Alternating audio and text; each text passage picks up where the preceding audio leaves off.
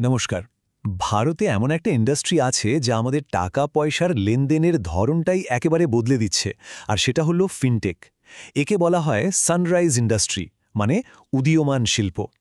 তো আজ আমরা এটাই বোঝার চেষ্টা করব যে একজন ইনভেস্টরের দৃষ্টিকোণ থেকে এই সুযোগটাকে ঠিক কিভাবে দেখা উচিত। আজকের আলোচনাটা শুরু করা যাক এই দারুণ কথাটা দিয়ে। ভাবুন তো, ২০৩০ সালের জন্য যদি একটা পোর্টফোলিও বানাতে হয়, তাহলে তো নতুন প্রজন্মের কোম্পানিগুলোর দিকেই তাকাতে হবে, তাই না? আর ঠিক এখানেই ফিনটেকের আসল গুরুত্বটা লুকিয়ে আছে। চলুন ব্যাপারটা একটু গভীরে গিয়ে দেখি। তো আজ আমরা কি বিষয় নিয়ে কথা বলবো তার একটা ছোট্ট ঝলক দেখে নেওয়া যাক। প্রথমে দেখব ফিনটেক কেন ভবিষ্যৎ, তারপর ভারতের ডিজিটাল ইনফ্রাস্ট্রাকচার কিভাবে একে সাপোর্ট করছে, আর এই সেক্টরের বড় প্লেয়ার কারা। শেষে তাদের বিজনেস মডেল আর ইনভেস্টমেন্ট স্ট্র্যাটেজিও আলোচনা করব। ফিনটেক শব্দটা শুনলে খুব কঠিন মনে হতে পারে, কিন্তু আসলে এটা খুবই সহজ। ফিনান্স আর টেকনোলজি, এই দুটো মিলেই হলো ফিনটেক। আচ্ছা, একবার ভাবুন তো, মাত্র কয়েক বছর আগেও একটা বিল দিতে বা কাউকে টাকা পাঠাতে আমাদের কি করতে হতো? লাইনে দাঁড়ানো থেকে শুরু করে কত ঝামেলা। আর এখন সবকিছুই তো এক ক্লিকে হয়ে যায়। এই যে অৎসম পরিবর্তন, এটাই ফিনটেক। আর ঠিক এই কারণেই এটাকে ভবিষ্যতের অন্যতম গুরুত্বপূর্ণ সেক্টর বলা হচ্ছে। ভারতে যে এই ফিনটেক বিপ্লবটা হচ্ছে সেটা কিন্তু এমনি এমনি বা হঠাৎ করে হয়নি।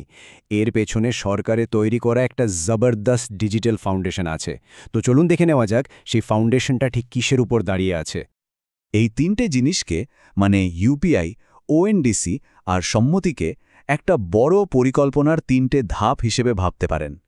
প্রথম ধাপে ইউপিআই এসে পেমেন্টকে জলের মতো সোজা করে দিল। দ্বিতীয় ধাপে ওএনডিসি ছোটখাটো ব্যবসায়ীদের জন্য অনলাইন ব্যবসার দরজা খুলে দিল। আর তৃতীয় ধাপে সম্মতি ডেটা শেয়ারিংকে সহজ করে লোন বা অন্যান্য আর্থিক পরিষেবা পাওয়াটা অনেক ফাস্ট করে দিচ্ছে। এই তিনটে মিলেই ফিনটেকের জন্য একটা দারুণ ইকোসিস্টেম তৈরি হয়েছে। আচ্ছা, ইউপিআই বা ওএনডিসি নাম তো আমরা প্রায় সবাই শুনেছি, কিন্তু সম্মতি, এটা নিয়ে কিন্তু খুব বেশি আলোচনা হয় না। অথচ বিশেষজ্ঞদের মতে এটাই হতে পারে আসল গেম চেঞ্জার। চলুন তো একটু জেনে নিই এই সম্মতি ব্যাপারটা ঠিক কি। ধরুন আপনার একটা লোনের দরকার, আপনি আবেদন করলেন। এরপর কি হয়? ব্যাংক আপনার সব কাগজপত্র ভেরিফাই করতে দিনের পর দিন সময় নেয়, তাই না? সম্মতি ঠিক এই জায়গাটাতেই বিপ্লব ঘটাচ্ছে। এটা এমন একটা প্ল্যাটফর্ম যা আপনার অনুমতি নিয়ে সম্পূর্ণ সুরক্ষিতভাবে আপনার ফিনান্সিয়াল ডেটা এক জায়গা থেকে আরেক জায়গায় শেয়ার করতে পারে। ফলে যে কাজটা করতে আগে সপ্তাহখানেক লাগত, সেটা এখন কয়েক মিনিটেই হয়ে যেতে পারে। লোন বা ইন্স্যুরেন্স পাওয়াটা হয়ে যায় অবিশ্বাস্য রকম সহজ। আর এটাই কিন্তু ফিনটেকের আসল পাওয়ার। তো সরকার তো একটা ডিজিটাল হাইওয়ে বানিয়ে দিয়েছে। প্রশ্ন হলো, এই হাইওয়েতে গাড়ি চালাচ্ছে কারা? মানে কোন কোন কোম্পানি এই সুযোগটা কাজে লাগাচ্ছে? চলুন এবার ফিনটেক ইকোসিস্টেমের সেই বড় প্লেয়ারদের সাথে একটু আলাপ করা যাক। এই বাজারে কিন্তু অনেক ধরনের প্লেয়ার আছে। দেখুন, কয়েকটা ভাগে ভাগ করা যায়। যেমন পলিসি বাজারের মতো কোম্পানিগুলো আছে ফিনান্সিয়াল প্রোডাক্ট ডিস্ট্রিবিউশনে, মানে এরা মূলত ইন্স্যুরেন্স বিক্রি করে। তারপর পেমেন্টস ক্যাটাগরিতে আছে পেটিএম, পাইন ল্যাবসের মতো কোম্পানি। আর স্টক ব্রোকিংয়ের জগতে তো গ্রো বা অ্যাঞ্জেল ওয়ানের মতো প্ল্যাটফর্মগুলো আমাদের স্টক মার্কেটে ইনভেস্ট করতে হেল্প করছে। কিন্তু সবচেয়ে বড় প্রশ্নটা হলো, এই কোম্পানিগুলো আখের টাকা কামায় কিভাবে? মানে এদের বিজনেস মডেলটা ঠিক কি? বাইরে থেকে দেখতে যতটা সহজ মনে হয়, আসল খেলাটা কিন্তু তার চেয়ে অনেক বেশি ইন্টারেস্টিং। ব্যাপারটা বুঝতে গেলে ট্র্যাডিশনাল ফিন্যান্সের জগতের সাথে এদের তুলনা করতে হবে।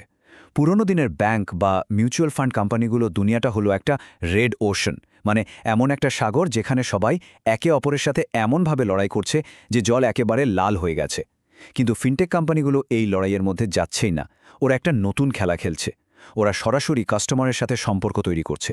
ওন দ্য কাস্টমার, মানে গ্রাহকের সমস্ত আর্থিক লেনদেনের গেটওয়ে বা প্রবেশদ্বার হয়ে উঠছে ওরা। আচ্ছা, একটা প্রশ্ন করা যাক। একটা পেমেন্ট কোম্পানির কথা ভাবুন। তাদের সবচেয়ে দামি জিনিসটা কি? সবচেয়ে ভ্যালুয়েবল অ্যাসেট কি মনে হয়? অনেকেই হয়তো ভাবছেন পেমেন্টস থেকে যে সামান্য ফি পাওয়া যায় সেটাই, কিন্তু না।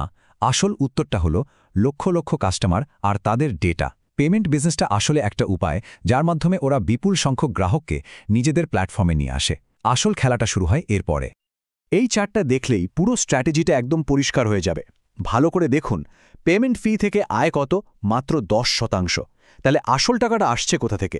আসছে লোন ক্রস সেল করে প্রায় 40%, আর ইন্স্যুরেন্স বা মিউচুয়াল ফান্ড বিক্রি করে আসছে আরও 35%। তার মানে পেমেন্ট হলো শুধু গ্রাহককে প্ল্যাটফর্মে নিয়ে আসার একটা দরজা, আসল ব্যবসাটা হলো সেই গ্রাহকের কাছেই অন্য ফিনান্সিয়াল প্রোডাক্ট বিক্রি করা। তাহলে একজন ইনভেস্টর হিসেবে এই কোম্পানিগুলোকে কিভাবে দেখা উচিত? এদের অ্যানালাইজ করার সময় কোন বিষয়গুলোয় সবচেয়ে বেশি নজর দিতে হবে? আর অবশ্যই ঝুঁকিগুলোই বা কী কী? চলুন এবার ইনভেস্টরের প্লেবুকটা একটু দেখে নেওয়া যাক। এই সেক্টরে ইনভেস্ট করার জন্য একটাই মন্ত্র মাথায় রাখতে হবে, গ্রোথ, গ্রোথ অ্যান্ড গ্রোথ, মানে বৃদ্ধি, বৃদ্ধি এবং আরও বৃদ্ধি। কারণটা খুব সহজ, এই কোম্পানিগুলো এখন প্রফিট করার চেয়েও বেশি মন দিয়েছে মার্কেট শেয়ার দখল করার দিকে। তাই এদের বিচার করার সবচেয়ে বড় মাপকাঠি হল রেভিনিউ গ্রোথ, অর্থাৎ এদের আয় কত দ্রুত বাড়ছে। এই চার্টটাই দেখুন না, গল্পটা একদম পরিষ্কার। একদিকে গ্রোয়ের মতো কোম্পানির রেভিনিউ গ্রোথ দেখুন, প্রায় 111%, এবং তারা প্রফিটেবলও। অন্যদিকে পিবি ফিনটেকের গ্রোথ 51%, কিন্তু লাভ এখনও অনেক কম। এর মানে হলো ইনভেস্টার্সরা এখন এই অংশম গ্রোথের ওপরই বাজি ধরছেন। লাভের জন্য তারা কয়েক বছর অপেক্ষা করতেও রাজি। তবে এই দারুণ গ্রোথের গল্পের পাশাপাশি একটা বড় ঝুঁকির কথাও মাথায় রাখতে হবে। আর এই সেক্টরের সবচেয়ে বড় রিস্ক ফ্যাক্টরটা কি জানেন? সবচেয়ে বড় ঝুঁকিটা হলো রেগুলেটরি রিস্ক, মানে সরকারি নিয়মকানুনের ঝুঁকি। এই পুরো ইন্ডাস্ট্রিটা আরবিআই, সেবি, আইআরডিএআই এর মতো সংস্থাগুলোর কড়া নজরে থাকে। এদের যে কোনো একটা পলিসি চেঞ্জ বা নতুন নিয়ম এই কোম্পানিগুলোর পুরো বিজনেস মডেলটাই ওলটপালট করে দিতে পারে। আর এটাই সবচেয়ে বড় আর আনপ্রেডিক্টেবল রিস্ক। তো এত আলোচনার পর আমরা একদম শেষ পর্যায়ে চলে এসেছি। প্রশ্ন হলো, এই যে এতগুলো প্লেয়ার, এদের মধ্যেই রেসের আসল বিজয়ী কে হতে পারে? আমাদের সোর্স অনুযায়ী এই সেক্টরের রাজা হওয়ার ক্ষমতা কার আছে? তাহলে এই সেক্টরের রাজা হল গ্রো। কিন্তু প্রশ্ন হলো, কেন গ্রো? কারণ গ্রোয়ের কাছে এমন একটা কম্বিনেশন আছে যা অন্যদের কাছে নেই। প্রথমত, এটা এখন ভারতের সবচেয়ে বড় ফিনটেক কোম্পানি। দ্বিতীয়ত এবং সবচেয়ে গুরুত্বপূর্ণ, এটা সলিডলি প্রফিটেবল, মানে বেশ ভালো মতোই লাভ করছে। এর রিটার্ন রেশিও 50%-এর বেশি, যা এক কথায় অসাধারণ। আর এদের যে বিশাল কাস্টমার বেস, সেটা তো ভবিষ্যতের জন্য একটা অনেক বড় সম্পদ।